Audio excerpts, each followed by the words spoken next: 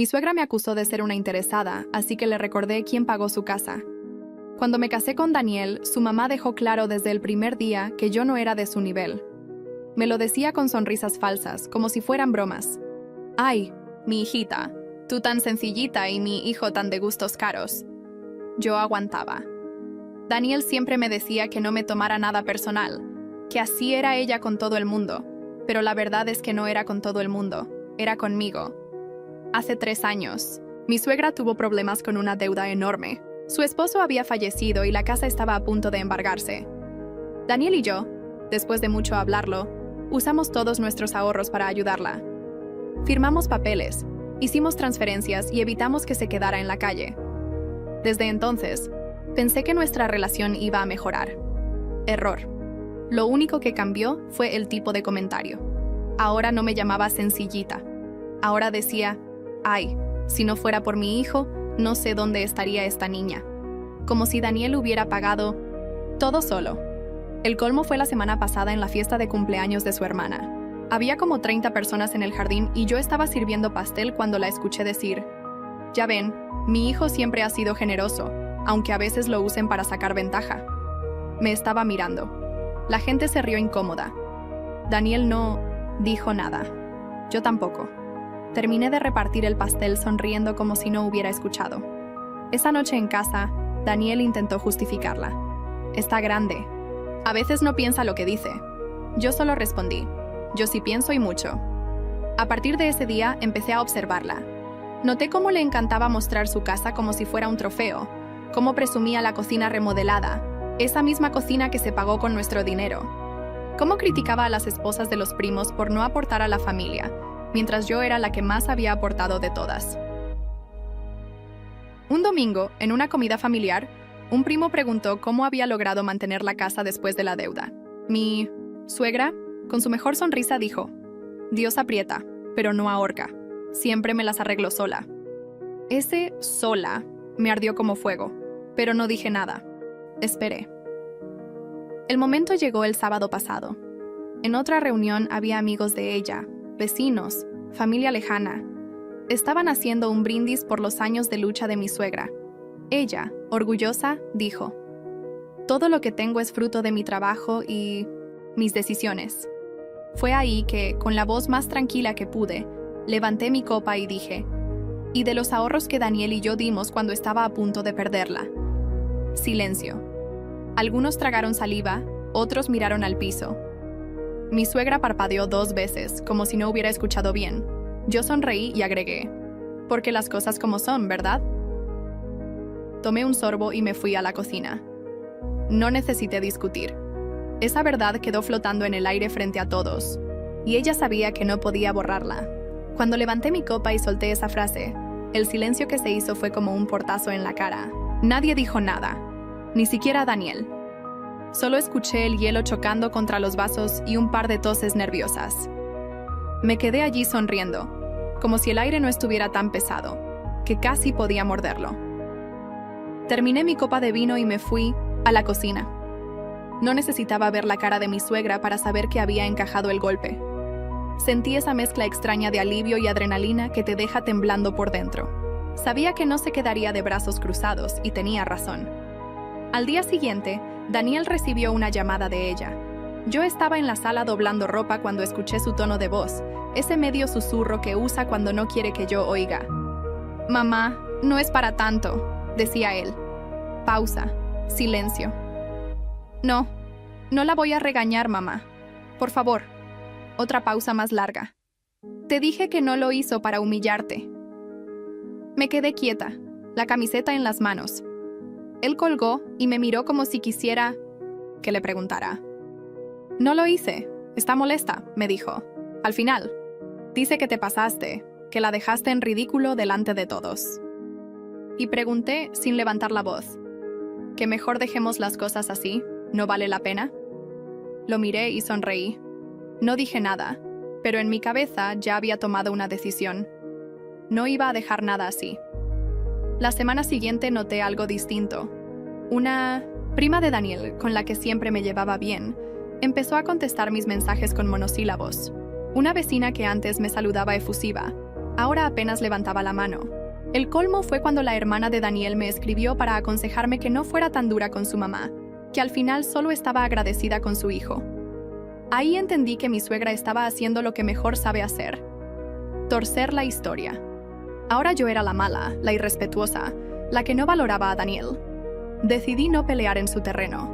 No iba a ir tocando puertas para explicar mi versión. En vez de eso, iba a dejar que las pruebas hablaran por mí en el momento justo. Un viernes por la noche, Daniel y yo fuimos a cenar a casa de un amigo suyo de la universidad. Entre los invitados estaba la vecina de mi suegra, esa misma que me había dejado de saludar. A mitad de la comida, sin que nadie preguntara, empezó a contar que hay gente que no sabe respetar a los mayores y me lanzó una mirada que duró lo suficiente para que todos entendieran a quién se refería. Me incliné hacia adelante y le sonreí. ¿Sabes qué es no respetar?, dije despacio. Borrar a las personas que te ayudan cuando más lo necesitas. No dije más. Ella bajó la mirada y cambió de tema. Sentí a Daniel moverse incómodo así no de mi lado, pero no intervino. El domingo siguiente hubo una comida familiar en casa de un tío. La mayoría de los primos y tíos estaban ahí. En la sobremesa, un primo preguntó directamente: «Oye, tía, ¿y cómo le hiciste para no perder la casa con lo de la deuda?» Mi suegra, sin pestañear: «Ay, mi hijo, Dios aprieta pero no ahorca. Siempre me las arreglo sola». Ese sola me atravesó como un cuchillo. Me quedé callada con una sonrisa neutral, pero por dentro hervía. Esa frase se me quedó dando vueltas todo el día como una espina clavada. Esa noche en casa, Daniel me dijo: «Mira, no le des más vueltas. Es su forma de...». Lo interrumpí. «Esto no se va a quedar así». Y lo dije con una calma que hasta a mí me sorprendió, porque no estaba hablando de gritos ni discusiones. Estaba hablando de algo más lento, más calculado. El sábado siguiente, llegó una invitación inesperada. Una comida en la casa de la mejor amiga de mi suegra, esa con la que se toma fotos abrazadas para Facebook. Era su cumpleaños. No pensé ir hasta que me imaginé a mi suegra contando su versión delante de mí en todos, y ahí decidí que sí iba. Pero lo que pasó esa tarde superó cualquier escenario que hubiera planeado. La casa de Letty, la mejor amiga de mi suegra, está en una privada de satélite con esos jardines que huelen a banda desde que abres el portón. Llegamos con una planta en una maceta de barro, porque uno aprende a entrar con algo que no parezca caro ni barato, neutro. Letty nos recibió con un abrazo y un «¡Qué gusto verlos!», demasiado entusiasta para ser sincero. Detrás de ella, mi suegra. Collar de perlas, sonrisa tensada, mirada que me recorrió como si midiera el largo de un hilo antes de cortarlo. «Pensé que no vendrías», dijo inclinando apenas la cabeza. «Yo también», respondí. «Pero ya ves, aquí estoy». Daniel apretó mi mano. No supe si era «gracias por venir» o «por favor no armes nada». Entramos. La sala estaba llena de voces, vasos con hielos que chocaban, mariachis en una bocina de Spotify a un volumen que no dejaba escuchar del todo ni olvidar tampoco. En una pared, un televisor enorme pasaba fotos. Letty en la playa, Letty con su hijo en la graduación, Letty y mi suegra abrazadas frente a una isla de cocina de mármol blanco que yo conocía perfectamente. «¿Te fijaste?», susurró Daniel. «Usó justo esa foto». «Claro que la usó», contesté. «Es su trofeo». Nos acomodaron en una mesa larga en el jardín. Letty iba y venía con charolas, como si quisiera asegurarse de que todos la vieran ser perfecta. A la hora del brindis, mi suegra habló de los años de lucha, de salir adelante sola, de no deberle nada a nadie. Varias cabezas asintieron. Yo probé mi agua mineral como si fuera tequila para calmarme el estómago. A ver. Entró un vecino bigotón que no conocía. «Que nos cuente el secreto, ¿no? ¿Cómo hizo para salvar la casa en plena pandemia?» «Mis respetos». Mi suegra se acomodó el collar. «Con orden y disciplina», dijo, «y con fe. Una mujer debe aprender a no depender de nadie». «Qué bonito», solté bajito mirando mi vaso. «Sobre todo cuando una tiene hijos generosos». La mesa se quedó en silencio un segundo más largo de lo normal. Letty sonrió como se sonríe ante un vaso que está a punto de caerse, sin moverse para no tirarlo. «Ay, mi hijo siempre ha sido generoso», dijo mi suegra clavando la uña. «Pero ya sabes cómo es. Si puede ayudar, ayuda. Si no, igual yo me organizo. Claro, respondí, aunque esta vez sí pudo mucho. El bigotón carraspeó. Daniel, con la mandíbula apretada, miró el mantel. Yo sentí la vieja tentación de soltarlo todo ahí, de romper el vidrio desde adentro. Pero respiré. Elegí esperar. A media tarde, cuando la música bajó y las conversaciones se hicieron más íntimas, me quedé en la barra del jardín sirviendo agua. Se acercaron dos vecinas con perfume dulce, de esos que dejan rastro. ¿Y tú a qué te dedicas?, preguntó una con voz de curiosidad afilada. Trabajo en diseño editorial, dije. Desde casa la mayoría del tiempo. Qué bien, dijo la otra asintiendo. Eso explica por qué te es más fácil estar disponible para la familia. No cualquiera puede. La palabra disponible me rebotó en el pecho. Sí, contesté. Estuve disponible cuando la notaría se saturó y había que firmar la reestructuración de la deuda. Cuando el proveedor de la cocina quiso el anticipo completo. Para eso también hubo tiempo. Las dos se miraron. No esperaban una respuesta con nombres y apellidos. Una de ellas intentó sonreír. ¡Ay, qué fuerte ha de haber sido todo eso! Lo fue, dije. Pero al final uno aprende a quién apoyar y a quién no volver a salvar dos veces. Me giré para dejar las jarras en su sitio. Sentí detrás un murmullo. Al rato, Leti anunció pastel. Mientras servían rebanadas, el televisor volvió a mostrar la isla de mármol blanco. Era una foto tomada desde arriba con luz de mañana. Yo la había visto el día que entregaron las cubiertas. Cuando Daniel tomó la foto para mandar antes y después al chat de la familia, me acerqué un poco. En una esquina se alcanzaba a ver reflejado en la ventana el logotipo del proveedor. Lo recordé de inmediato. Mármoles Zaragoza. Recordé también el correo con el estado de cuenta, la transferencia de Daniel desde su cuenta y la mía desde la mía. El concepto, apoyo, mamá. Mi estómago se apretó, no por el gasto, por el olvido programado. ¡Qué hermosa cocina!, dije con tono ligero. Ojalá todos los que la presumen también sepan agradecerla.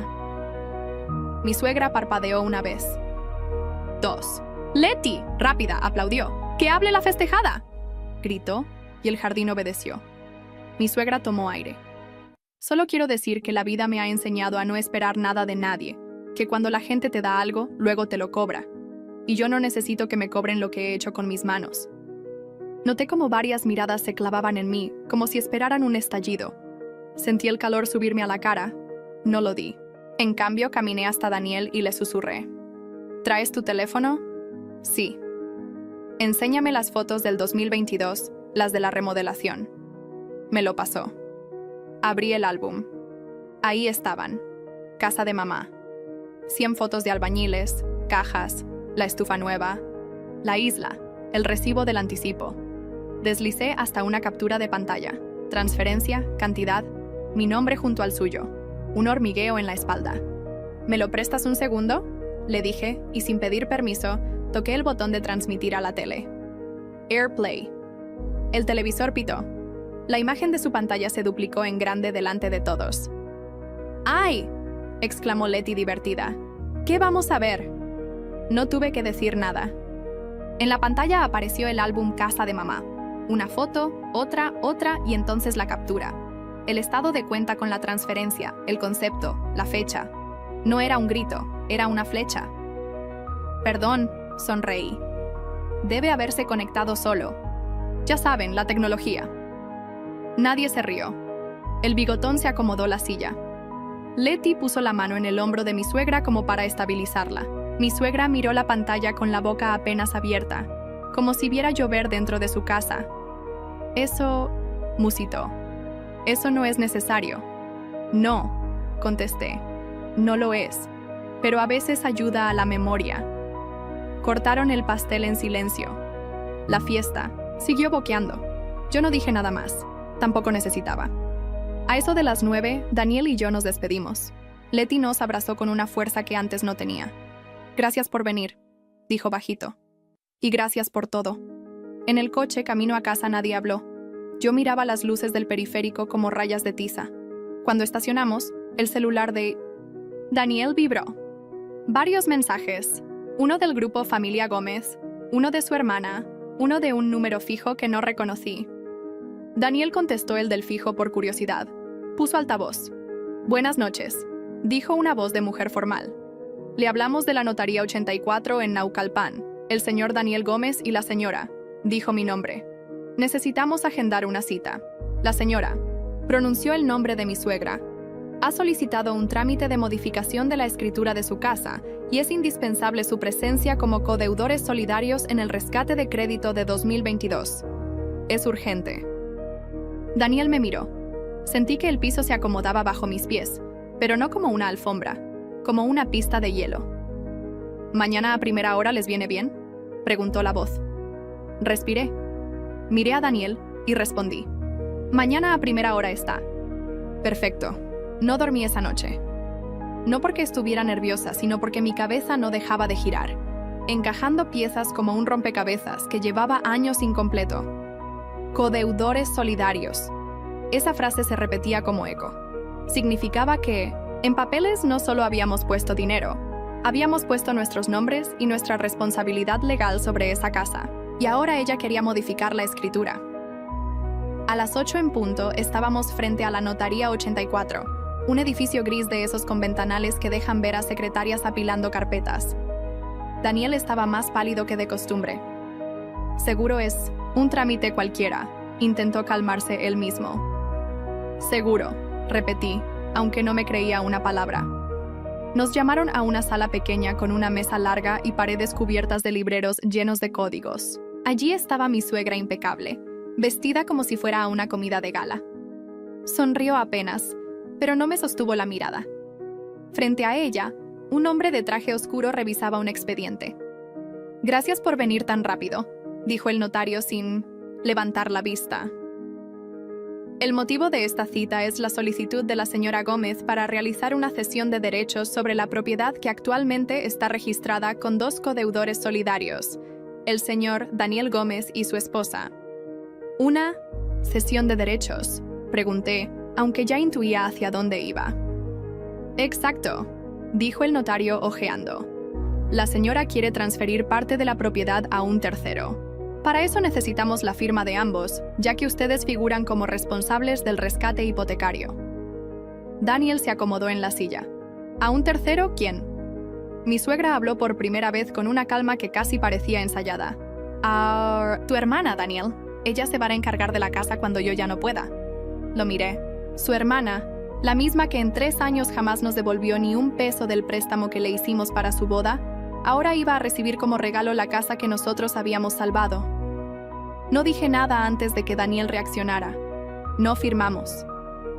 Mi suegra me miró como si yo fuera una niña impertinente que había interrumpido a los adultos. «Mira, no es que te esté quitando nada. La casa es mía, siempre lo fue. Ustedes solo ayudaron». «Ayudamos», la interrumpí. «A cambio de nada.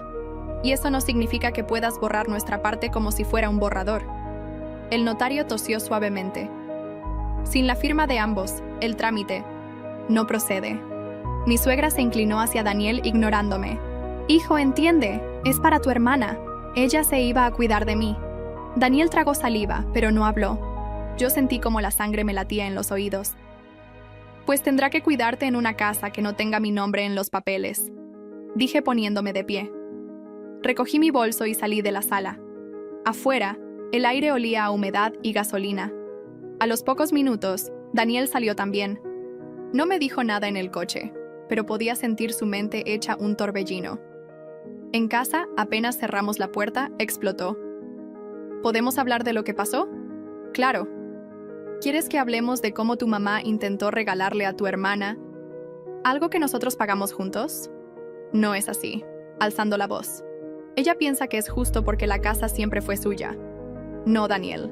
Lo justo sería que nos respetara, que no nos usara para salir de un problema y luego pretendiera que no. Existimos». Se quedó callado, caminó hacia la cocina, abrió el refrigerador, lo cerró sin tomar nada. Finalmente dijo: «Voy a hablar con ella». No lo detuve. Sabía que esa conversación iba a ser un choque frontal, pero era necesaria.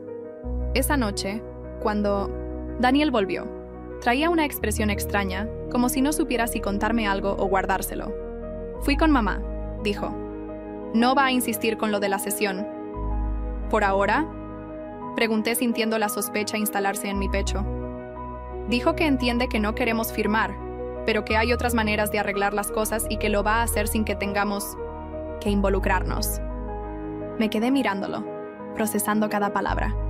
¿Y qué significa eso, Daniel? No lo sé, pero creo que deberíamos averiguarlo. El teléfono sonó. Un número desconocido. Contesté. Bueno, soy yo, dije. Usted es la señora, mencionó mi nombre.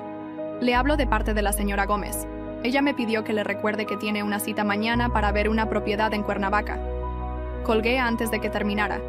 No entendía qué estaba haciendo, pero lo que fuera no sonaba como algo inocente. Me giré hacia Daniel. Tu mamá está planeando algo y te aseguro que no es para tu bien ni para el mío. El día siguiente amaneció nublado con ese cielo plomo que en la Ciudad de México parece presagio. Daniel salió temprano a trabajar y yo me quedé con el eco de esa llamada dando vueltas en mi cabeza. Ver una propiedad en Cuernavaca no era normal. A las 11 me vestí y tomé el auto. No le avisé a Daniel. No tenía intención de impedir nada todavía, pero sí de mirar de cerca lo que tramaba mi suegra. El teléfono de la inmobiliaria estaba en el registro de llamadas. Llamé inventando que era la asistente de ella y que necesitaba confirmar la dirección por si había cambios. Me la dieron sin problema. Fraccionamiento privado, Colonia Palmira. La carretera estaba tranquila, salvo por un par de tráileres que me hicieron sentir minúscula. Una hora después estaba estacionada frente a una caseta con guardias uniformados. No me dejaron entrar, pero desde ahí vi un auto que reconocería en cualquier parte. El sedán gris de mi suegra. Lo seguí con la mirada hasta que se perdió, entre las bugambilias. Esperé 40 minutos. Cuando salió, iba con una mujer que no conocía. Cabello corto, traje sastre beige, gafas oscuras. Parecía más joven que mi suegra, pero no mucho. Se abrazaron antes de subir cada una a su coche. No quise seguirlas de inmediato. Me quedé en el estacionamiento de un Oxxo cercano, preguntándome qué demonios estaba haciendo. Al final, la curiosidad me ganó. Tomé la carretera de regreso y, al entrar a la ciudad, la vi de nuevo. Estacionada frente a una cafetería en Polanco. La mujer del traje sastre ya estaba adentro. Aparqué en la esquina y entré fingiendo mirar el celular. Las vi en una mesa al fondo. Pedí un té y me senté en diagonal, lo suficientemente cerca, para escuchar fragmentos. Los papeles están listos, decía la del traje. Pero necesitamos liquidar el adeudo antes de transferir. Eso no es problema, respondió mi suegra con ese tono engreído que usa cuando quiere impresionar. Mi hijo no tiene por qué enterarse. ¿Y la codeudora?, preguntó la otra. Ella, menos. Créeme, sé cómo manejarla. Me quedé helada. Manejarme como si fuera un trámite. La conversación siguió, pero el murmullo de la música y las tazas me impidió oír más. De pronto mi suegra se giró y por un segundo pensé que me había visto. No, solo estaba buscando a la mesera. Respiré hondo y me levanté para pagar, saliendo antes de que ellas terminaran. Esa noche Daniel llegó tarde. Traía cara de cansancio, pero con un brillo en los ojos que me inquietó. Hablé con mamá otra vez, me dijo mientras se aflojaba la corbata. Dice que quiere pasar unos días en Cuernavaca para descansar, que no tiene nada que ver con la casa. ¿Y tú le crees?, pregunté sin rodeos. Quiero creerle, es mi mamá. Me acerqué apoyando las manos en la mesa. Pues yo no, y si no quieres abrir los ojos, voy a tener que abrirlos por ti. Daniel suspiró como si mi desconfianza fuera una exageración. No quiero peleas. Ok, esto no es una pelea, Daniel. Es una advertencia. Pasaron los días y no supe más de Cuernavaca. Hasta que un viernes por la noche, mientras hacía la cena, recibí un mensaje de un número desconocido. Señora, le confirmamos que la transferencia de anticipo fue recibida. El contrato se firmará el martes en nuestras oficinas de Palmira, Cuernavaca. Favor de traer a los codeudores para el cierre. Me quedé mirando la pantalla. Anticipo, cierre. Todo sin que Daniel lo supiera.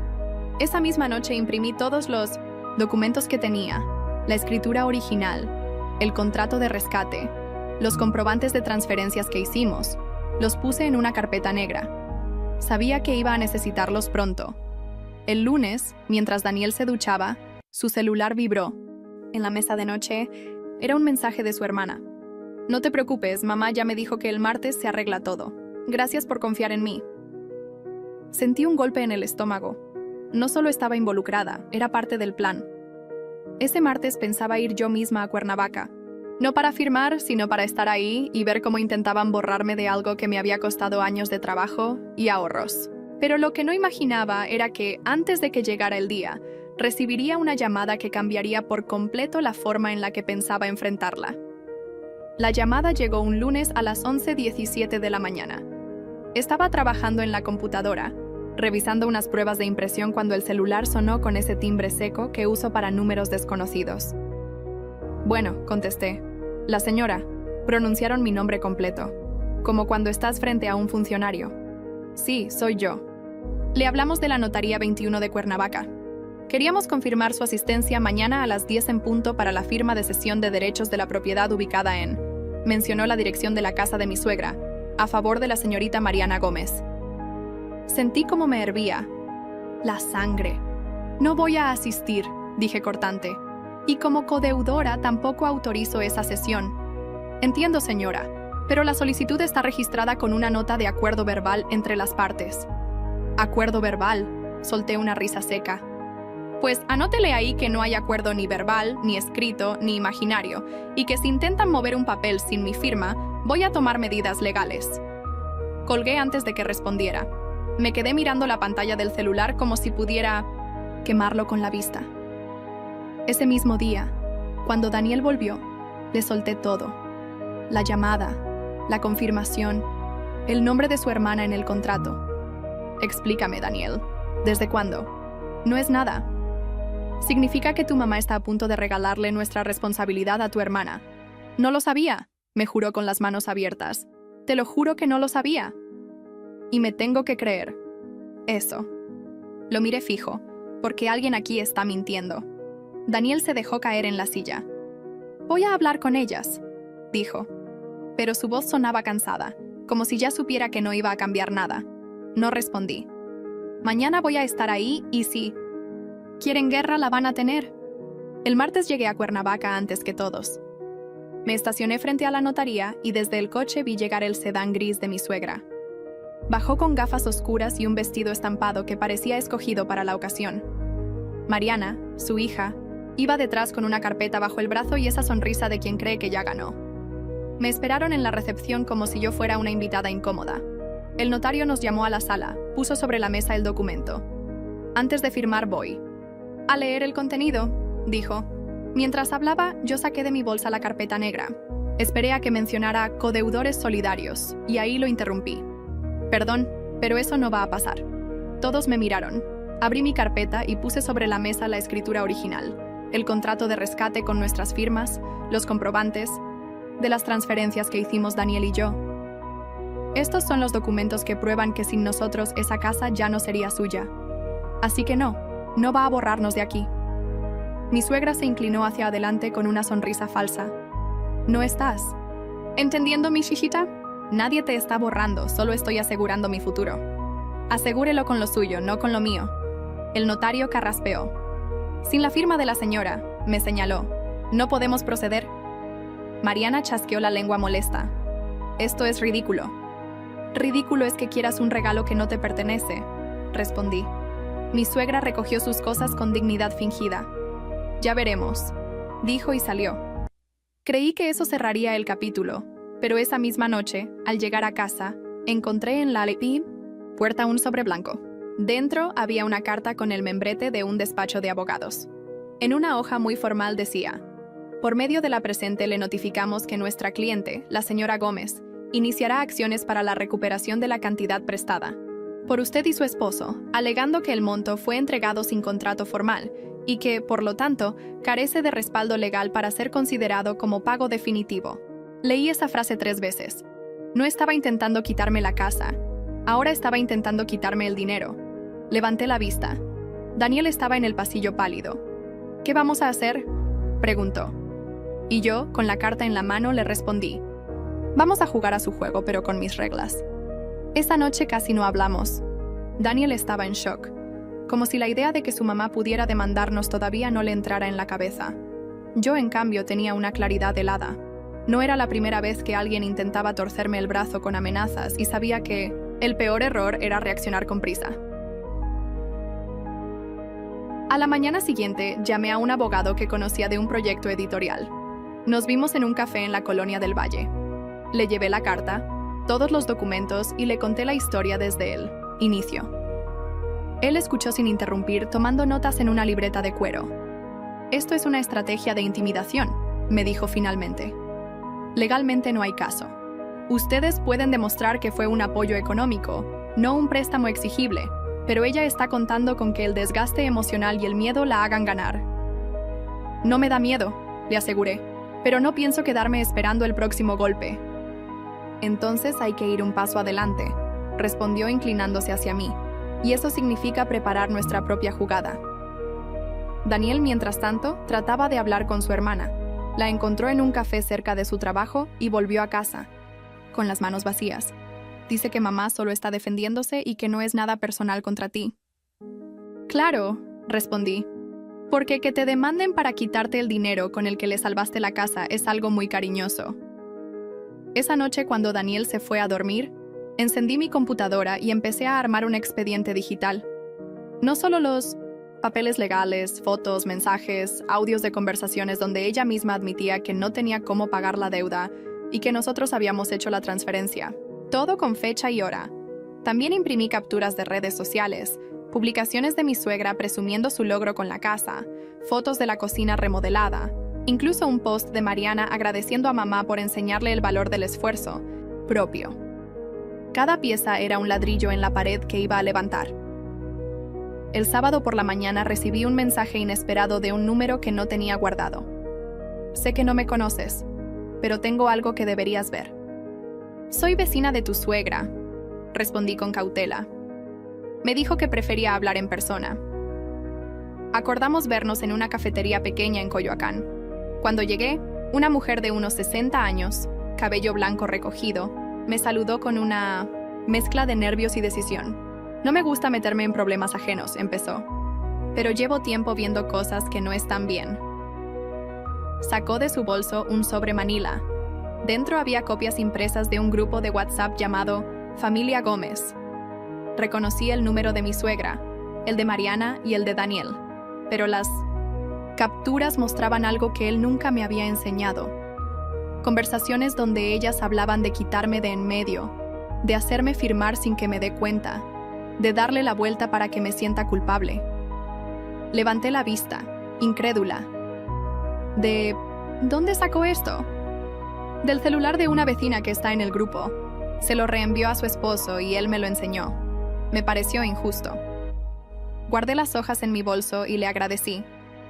Mientras volvía a casa, el corazón me golpeaba el pecho.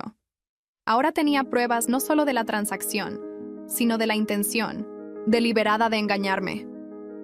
Esa noche esperé a que Daniel se relajara viendo televisión. Me senté frente a él y puse las hojas sobre la mesa. ¿Quieres explicarme esto?, y pregunté mirándolo fijo. Las leyó y su cara cambió de color. No, yo no había visto estos mensajes. Claro que no, porque te mandan otros. A ti te dicen lo que quieren que creas. Daniel dejó las hojas en la mesa y se cubrió la cara con las manos. Esto es una locura. Es mi mamá y es mi hermana. Lo interrumpí. Y te voy a decir algo. Si no estás dispuesto a ponerle un alto, lo voy a hacer yo. No respondió, solo se levantó y se encerró en el cuarto. El lunes, en la primera hora de oficina, mi abogado presentó una carta notarial a mi suegra. En ella le advertíamos que cualquier intento de modificar la escritura o de iniciar una acción judicial sin fundamento sería considerado un acto de mala fe y respondería con una contrademanda por daños y perjuicios. No recibí respuesta inmediata, pero sí un movimiento. El jueves, cuando volví de hacer unas compras, encontré la puerta de mi casa entreabierta. No había signos de robo, pero sobre la mesa del comedor había un sobre. Dentro, solo una hoja, con letras recortadas de revistas, como en esas películas antiguas. Si no quieres perderlo todo, deja de escarbar. Lo sostuve entre los dedos. No era un robo, no era un accidente, era un mensaje. Y supe que la guerra apenas estaba empezando. No llamé a la policía, no porque no creyera que debía hacerlo, sino porque sabía que la oficialía me iba a decir lo de siempre. ¿Tiene pruebas de quién fue? No podemos hacer nada si no hay daño físico. Y yo no quería una constancia de papel, quería respuestas. Esa noche Daniel llegó tarde. Lo esperé sentada en el comedor con la hoja de recortes sobre la mesa. Cuando entró y la vio, frunció el ceño. ¿Qué es eso? Un recordatorio de que tu mamá y tu hermana no juegan limpio. ¿No puedes asegurar que fue...? Empezó a decir... Ah, no, lo interrumpí. La puerta estaba abierta. No se llevaron nada y me dejan esto. ¿Quién más tendría interés en que yo deje de escarbar? Daniel se quedó callado. No era un silencio de culpabilidad. Era un silencio de... alguien que empieza a ver el mapa entero y no le gusta lo que ve. Voy a ir a hablar con ella mañana, dijo finalmente. No, mañana voy yo. A la mañana siguiente conduje hasta la casa de mi suegra. No toqué el timbre. Abrí la reja con la llave que todavía tenía y entré directo. Estaba en la cocina preparando café. Cuando me vio, levantó la barbilla como si fuera la reina de Inglaterra. «Buenos días, mi hijita», dijo fingiendo amabilidad. «No me llames así». Saqué la hoja con las letras recortadas y la puse sobre la barra. «¿Esto te dice algo?» La miró un segundo y luego sonrió. Ese tipo de sonrisa que no llega a los ojos. Yo no pierdo mi tiempo con tonterías. Pues yo sí cuando las tonterías cruzan mi puerta. Nos quedamos mirándonos. Sentía la tensión en el aire como electricidad. Antes de la tormenta. «Te estás metiendo en cosas que no entiendes», me dijo finalmente. «Y un día vas a lamentarlo». «¿Y qué voy a lamentar? No haberte puesto un alto antes». Me di la vuelta para salir, pero antes de llegar a la puerta la escuché decir: «No es a mí a quien deberías temer». Me detuve, pero no giré la cabeza. Salí sin responder. Esa frase me taladró todo el camino de regreso. «No es a mí a quien deberías temer». Entonces, ¿quién? A las 3 de la tarde, mientras revisaba el correo, recibí un mensaje de la vecina que me había pasado las capturas. Del grupo de WhatsApp. «Tenemos que vernos. Hay algo que no te conté la otra vez». Nos citamos en el mismo café de Coyoacán. Llegó con un folder grueso. «Esto me lo pasó un amigo que trabaja en el registro público», me dijo. «No me preguntes cómo lo consiguió». Dentro había copias de escrituras y movimientos de propiedad, entre ellos no solo la casa de mi suegra, también 2 departamentos en renta en la Colonia del Valle y un terreno en Cuernavaca, todos a nombre de una sociedad civil recién creada. Y en esa sociedad figuraban como socios mi suegra, Mariana, y un hombre que no conocía. «¿Quién es este?», pregunté señalando el tercer nombre. «Ahí está lo preocupante», respondió. «Es un tipo que estuvo preso por fraude inmobiliario hace 5 años». Me quedé mirando el papel. Ahora todo encajaba. La visita a Cuernavaca, la prisa por modificar escrituras, el mensaje intimidante. No era solo un asunto familiar, era algo más grande. Esa noche, Daniel volvió a casa y le mostré el folder. Lo vi ponerse lívido mientras leía. No sabía nada de esto. «Pues ya lo sabes. Y ahora dime, ¿sigues pensando que tu mamá está actuando sola?» Daniel dejó el folder en la mesa. «Tenemos que denunciar». «Todavía no», respondí. «Si denunciamos ahora, pueden desaparecer las pruebas. Necesitamos atraparlos en el momento». Daniel me miró preocupado. «¿Y cómo piensas hacer eso?» «Haciendo que crean que me tienen justo donde querían». Antes de que pudiera responder, mi celular vibró. Era un mensaje de un número desconocido. «Mañana 5 p.m. oficina de Palmira. Trae tus papeles, es tu última oportunidad de cooperar». Sonreí, aunque el corazón me latía con fuerza. Por fin se estaban exponiendo. «Pues mañana...» «Voy», le dije a Daniel. «Y si sale como pienso, va a ser su última jugada». Llegué a Palmira con media hora de anticipación. No quería que me vieran llegar tarde y pensar que dudaba. Vestí sencillo, pero no descuidado. Pantalón negro, blusa beige, cabello recogido. Llevaba una carpeta delgada con algunos papeles inofensivos arriba y bien escondidos al fondo. Las copias de todos los documentos y capturas que había reunido. Me estacioné en un café frente al edificio de oficinas. Desde allí podía ver la entrada. A las 4:45 llegó el sedán gris de mi suegra. Se bajó con Mariana, ambas con gafas oscuras, y detrás de ellas un hombre alto, moreno, de traje azul y camisa abierta. Tenía esa seguridad agresiva de quien está acostumbrado a imponer presencia. Supe inmediato que era el tercer socio. Esperé 5 minutos antes de cruzar. Cuando entré a la oficina, una recepcionista me indicó que pasara a la sala de juntas. Era un espacio frío, con una mesa de cristal y persianas cerradas. Ellos ya estaban sentados con una carpeta gruesa en el centro. «Gracias por venir», dijo el hombre de traje azul como si él fuera el anfitrión. «Esto va a ser rápido. Solo necesitamos que firme aquí», empujó la carpeta hacia mí, «y todo quedará resuelto». «¿Resuelto para quién?», pregunté sin tocar el bolígrafo. Mi suegra intervino con voz dulce. «Para todos, mi hijita. Tú quedas libre de responsabilidades y nosotros podemos mover la propiedad sin que te afecte». «¿Se afecte?», repetí abriendo la carpeta. Leí rápido el encabezado. Cesión irrevocable de derechos y obligaciones. Prácticamente me estaban pidiendo que renunciara a todo, incluida cualquier reclamación futura. «¿Y qué recibo a cambio?», pregunté mirándolos uno a uno. «La tranquilidad de cerrar este asunto», dijo Mariana sonriendo con suficiencia. Cerré la carpeta con calma. «¿Saben qué? Voy a firmar». Mi suegra me miró sorprendida. «Así me gusta», dijo como si me hubiera domado. Saqué mi pluma, pero antes de ponerla sobre el papel, saqué también mi celular. Lo dejé sobre la mesa, boca arriba, con la pantalla encendida. En la esquina brillaba un puntito rojo grabando. «Solo para que no haya malentendidos», comenté, como si fuera un gesto inocente. El hombre de traje frunció el ceño. «¿No se puede grabar aquí?». «Pues entonces no puedo firmar aquí». Recogí mi pluma y la carpeta de documentos. Y por cierto, lo que no sabían es que ya presenté una copia de todo este material a un abogado y a una persona del registro público que va a revisar cada propiedad a nombre de su sociedad. Mi suegra palideció. «¿Qué estás diciendo?». «Que si quieren seguir jugando, yo también sé mover las piezas y, a diferencia de ustedes, no tengo nada que perder». Mariana soltó una carcajada nerviosa. «¿Estás blufeando?». Me levanté y caminé hacia la puerta. Ojalá, pero si lo estuviera no tendrían esa cara. Ahora salí antes de que pudieran reaccionar. El corazón me martillaba en el pecho, pero cada paso que daba hacia la calle me parecía más firme. Al llegar a casa, Daniel estaba esperándome, inquieto. «¿Cómo te fue?».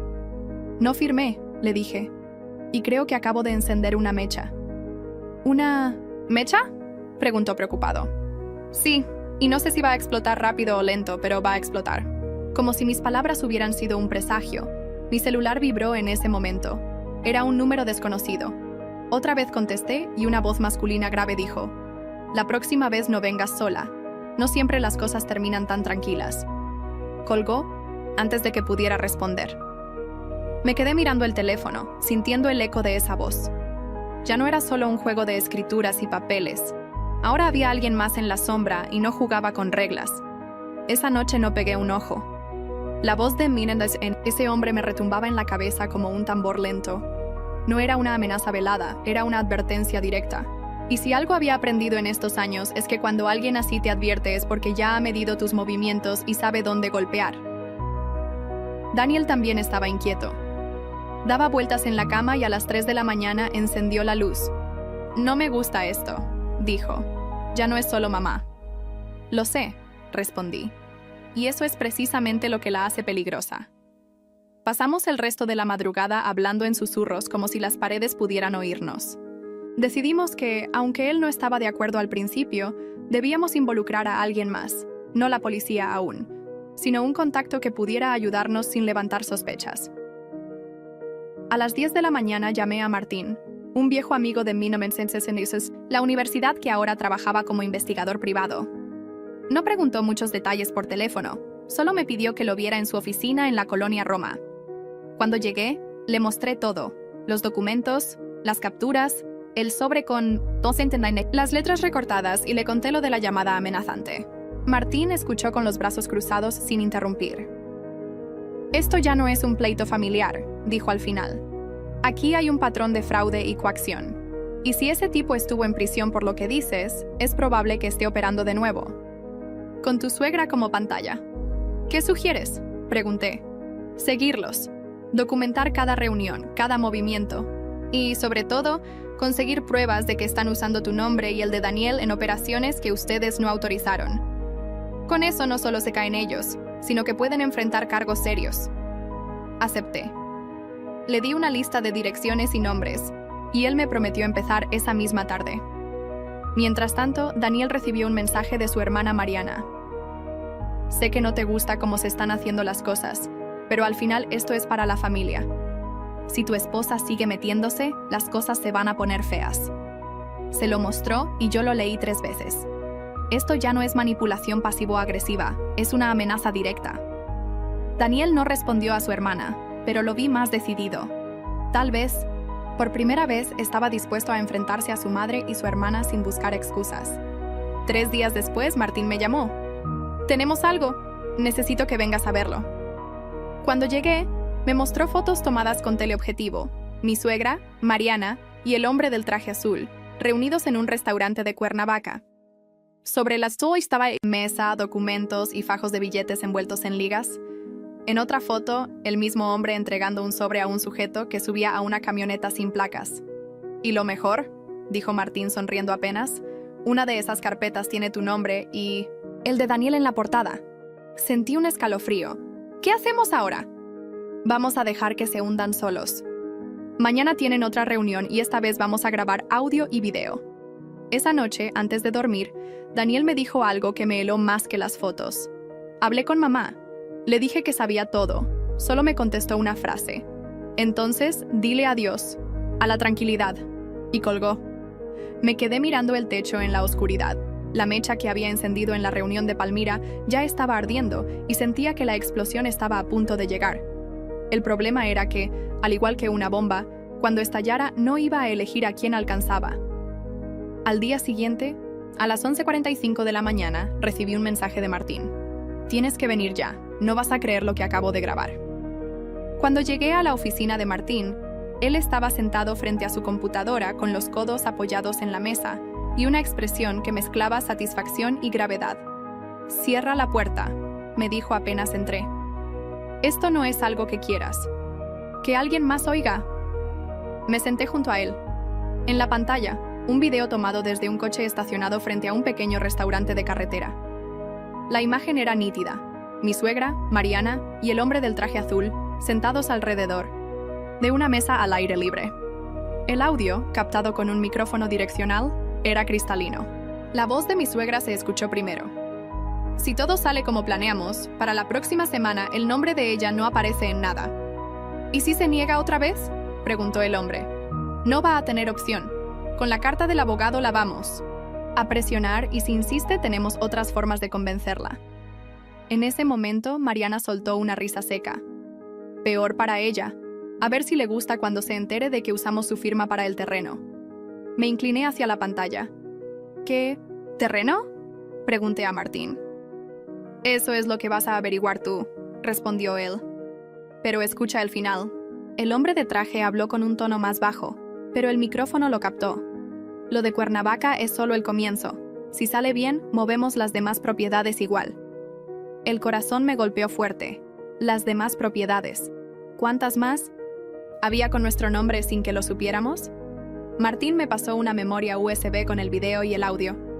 «Con esto tienes para iniciar un proceso penal. Uso indebido de identidad, fraude, falsificación. La lista es larga». «¿Y si decido hacerlo público?», pregunté.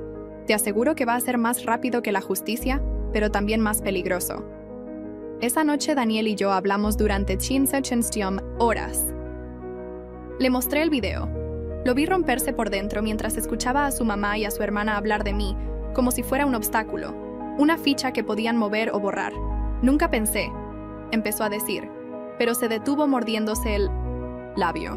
«Nunca pensé que ellas fueran capaces de esto». «Pues lo son», le respondí. «Y ahora la decisión es nuestra. O lo dejamos pasar y ellas ganan, o lo usamos».